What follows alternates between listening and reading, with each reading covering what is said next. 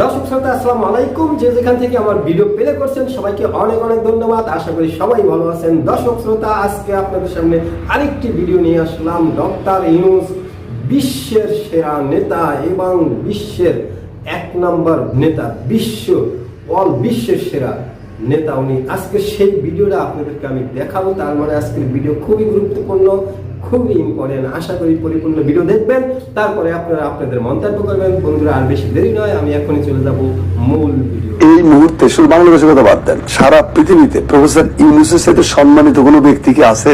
বলেন।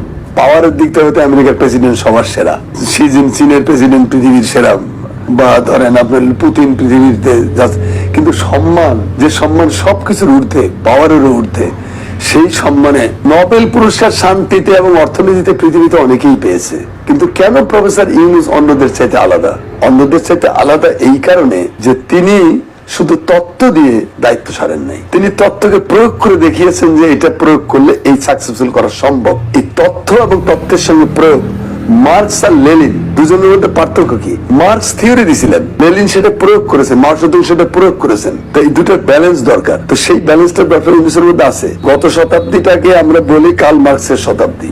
সারা পৃথিবীতে মার্ক্সবাদের জাগরণ ঘটেছিল। আমি বলবো যে এই শতাব্দীটা হবে সোশ্যাল বিজনেসের শতাব্দী, প্রফেসর ইউনূসের শতাব্দী। আর কদিন পরে দেখেন সারা পৃথিবী প্রফেসর ইউনূসের শতাব্দী। অলরেডি বিভিন্ন ইউনিভার্সিটিতে সোশ্যাল বিজনেসের আলাদা সাবজেক্ট খুলে আলাদা পড়াশোনা হচ্ছে, ডিপার্টমেন্ট খুলে ফেলছে।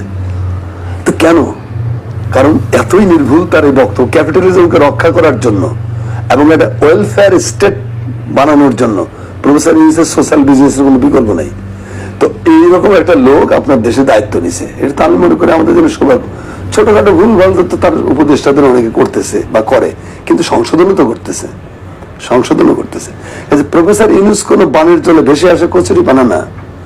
প্রফেসর ইউনূস এমন না যে ক্ষমতার লোভে অন্ধ হয়ে তিনি এখানে আসছেন। তাকে ধরে নিয়ে আসা হয়েছে, স্যার দেশটাকে বাঁচান। তাকে ডেকে নিয়ে আসা হয়েছে, স্যার আমরা আপনাকে চাচ্ছি দেশের পক্ষে, জাতির পক্ষে, আপনি দেশটাকে বাঁচান। কেন? কারণ প্রফেসর ইউনূস কতটা পাওয়ারফুল, কতটা সম্মানিত। একটা ছোট্ট নজির দেই, সংযুক্ত আরব আমিরাত, এর তো বুঝেনি এটা কি দেশ। এটা তো, এখানে তো মানুষ বাস করে না, এগুলো হলো সব রাজতন্ত্র। এখানে কোনো বাক ব্যক্তি স্বাধীনতা বলে কিচ্ছু নাই। সেই দেশে 57 জন বাংলাদেশি 5 আগস্টের এই ঘটনার পরে মিছিল করছিল, আনন্দ মিছিল, বা হাসিনার বিরুদ্ধে 3-4 আগস্টে প্রতিবাদ মিছিল করছে। সেই জন্য আরব আমিরাতের আইনে, আরব দেশগুলো তো বললাম তো মানুষের দেশ না, এগুলো রাজাদের দেশ।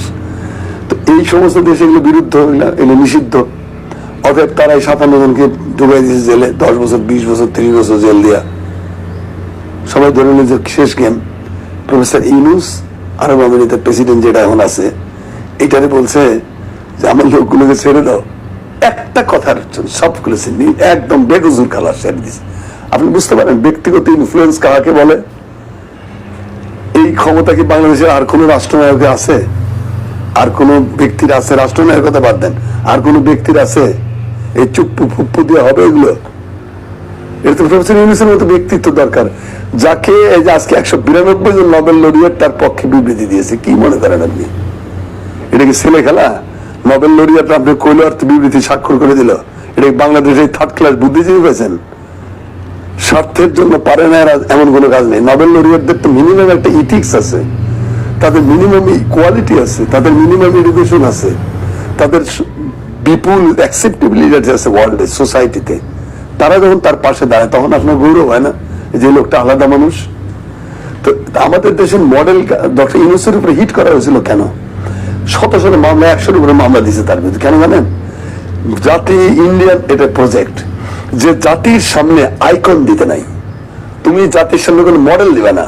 মডেল দেখলে দিলে ছেলেমেয়েরা ওই মডেলকে ফলো করে বড় হবে, অথচ সেও ওরকম বড় হতে চেষ্টা করবে। ডিস্ট্রয় করে দাও সব। আমাকে আইকন বানাও, আমি যে রক্ত পিপাসু, আমাকে বানাও, আমার পিতাকে বানাও। আমরাই দেশ, মানে আমি আর আমার বাপ, আর কেউ না। এই যে এই আইকন রক্ষা করতে যে প্রফেসর ইউনূসের মহাসম্মানিত ভাবমূর্তি বিনাশের শত শত প্রচেষ্টা করেছে এই সরকার। তো তাতে কি প্রফেসর ইউনূসের আবেদন জনগণের কাছে কমছে? বাড়ছে আরো। বরং মানুষ হেট করতে শিখেছে এই পাপিষ্ঠদেরকে, যারা এই অপকর্মের বিরুদ্ধে ছিল, মানে অপকর্মের পক্ষে ছিল, তাদেরকে মানুষ হেট করতে শিখেছে। তো এটা নিয়ে প্রফেসর ইউনূস হাঙ্গামা করতেছে তো বটেই, আরো করবে। তার কালচারাল পলিসি, তাকে হয়তো সেইভাবে তিনি যেটা এই গণবিপ্লবের যে আকাঙ্ক্ষা, গণবিপ্লবের যে ডিমান্ড, যে চাহিদা, সেগুলো হয়তো কালচার, শিক্ষায় বা ইনফরমেশন আসতে একটু সময় লাগবে। যেভাবে আমরা যে সমস্ত লোকদেরকে বিভিন্ন জায়গায় বসাচ্ছি, তাদের অনেকের সাথেই গণবিপ্লবের কোনো সম্পর্ক নেই। তারা হয়তো এই ছাত্র জনতার চেতনার সঙ্গে যায়ও না। এরকম সুবিধাভোগী সম্প্রদায় আইসা উপরের থেকে লবিং করে, গ্রুপিং করে, নানা কায়দায় এসে হয়তো এগুলো পদ পদবিগুলো দখল করবে, তাতে কিছু যায় আসে না। কারণ বাংলাদেশের ছাত্র জনতা গতকালকে যে ডেমনস্ট্রেশনটা দিয়েছে, এই ডেমনস্ট্রেশনে আমি হ্যাপি। এই জন্য হ্যাপি যে তারা জানিয়ে দিল যে আমরা কিন্তু ঘুমাইনি, আমরা কিন্তু বাড়ি ফিরে যাইনি। 1971 সালে আমি একজন মুক্তিযোদ্ধা। 1971 সালে যে ভুল আমরা করেছিলাম তার হলো যে শেখ মুজিব ডাক দিল, অস্ত্র শস্ত্র ফালাইতে আমরা বাড়ি বাড়ি ফিরে গেলাম গা। আওয়ামী লীগ পেয়ে গেল একটা মুক্ত মাঠ, মুক্ত মৃগয়া। লুণ্ঠন, দুর্নীতি, ঘুষ, চুরি, ডাকাতি, দখলবাজি করে রাস্তার কুকুর হয়ে গেল বিশাল বটবৃক্ষ, মেরি কুকুর গুলো হয়ে গেল একটা করে শাল গাছ। এই যে হয়েছিল, যার ফলে কি হলো, 27,000 লোক মারা গেছে এই আওয়ামী গুন্ডাদের হাতে স্বাধীনতার পরে। 1972 সাল থেকে 1975 সালের 15ই আগস্ট, এই সময় 27,000 বিরোধী রাজনৈতিক দলীয় নেতা কর্মীদের হত্যা করেছে, ইনক্লুডিং সিরাজ শিকদার মতো একজন বিপ্লবী নেতাকেও ক্রস ফায়ার দিয়ে মেরে ফেলেছে। হ্যাঁ, তো এটা করেছে। তারপরে কি করেছেন, সীমাহীন লুণ্ঠনের জন্য দুর্ভিক্ষ আসলো। একটা স্বাধীন দেশে যেখানে খাবারের কোনো অভাব ছিল না, শুধু লুণ্ঠনের কারণে, চোরাচালানের জন্য এই দেশে 10 থেকে 15 লক্ষ লোক মারা গেল না খেয়ে। এইটা প্রাপ্য ছিল? আমি তো দেখছি গাইবান্ধা স্টেশনে যে মানুষের বমি খাচ্ছে, ক্ষুধার জ্বালায় বেহুশ হয়ে কুকুর পায়খানা করছে, সেটার উপর 2 জন ঝাঁপায় পড়ছে। এই দৃশ্য স্বাধীন দেশে আমাদের প্রাপ্য ছিল? আমরা সেদিন ভুল করেছিলাম। তারপরে 4th সংশোধনীর মাধ্যমে তো সব ধ্বংস করে দিল। সমস্ত রাজনৈতিক দল ব্যান্ড, সমস্ত সংবাদপত্র ব্যান্ড, শুরু হলো একদলীয় স্বৈর শাসন, বাকশালী শাসন ব্যবস্থা। নেমে যাওয়ার পরিবর্তনের কোনো রাস্তাই তো থাকলো না। শেখ মুজিব নিজেই তো তার জীবনের এই ট্র্যাজেডিকে আমন্ত্রণ করে এনেছিলেন। তাকে সরানো তার কোনো স্বাভাবিক পথ ছিল না। আসলে আবেগ না, বাস্তবতা দিয়ে বুঝতে হবে। বাস্তবতা হলে তাকে সরানোর আর কোনো রাস্তাই ছিল না। তারপরে এটা বাস্ট হয়েছে। এখন কথা হলো যে সেনাবাহিনীর একটা অংশ এই কাণ্ডটা করলো, কিন্তু পুরো সেনাবাহিনী সমর্থন যদি না থাকে তাহলে তারা তাদেরকে প্রতিরোধ করলো না কেন? কেউ তো প্রতিরোধ করেনি। তো এইটা হলো ট্র্যাজেডি। এই জন্য আমি মনে করি যে আজকে তরুণরা, আমরা যে ভুলটা করেছিলাম 71 সালে যুদ্ধতে ফিরে এসে, আজকের ছেলেরা কিন্তু তা করছে না। তারা কিন্তু রাস্তায় জানান দিয়েছে যে আমরা কিন্তু এখনো আছি। দিস ইজ খুব পজিটিভ সিগন্যাল।